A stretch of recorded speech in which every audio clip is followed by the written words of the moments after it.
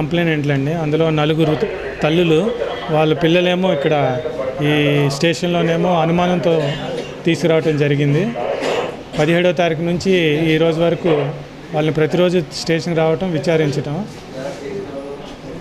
ఆ క్రైమ్లో క్రైమ్లో అయితే గురుద్వారా దగ్గర జరిగిన ఇన్సిడెంట్కి సంబంధించి ఆ క్రైమ్లో ఒక సెల్ ఫోను, కొంత అమౌంట్ పోయిందని ఉన్న రిపోర్ట్ మీదేమో ఒక ముద్దాయిని ఆల్రెడీ ఈరోజు ఈవినింగ్ రిమాండ్కి పంపించడం జరిగింది.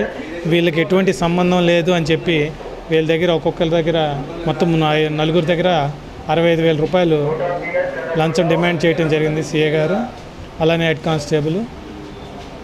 దాన్ని వాళ్ళేమో బతిమాలుకొని 50,000కి తగ్గించుకున్నారు.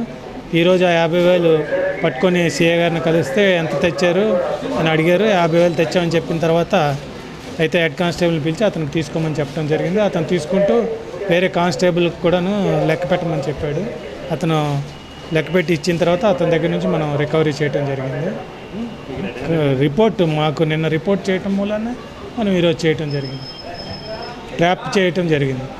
CA Prasad, head constable Srinivasarao, D Srinivasarao.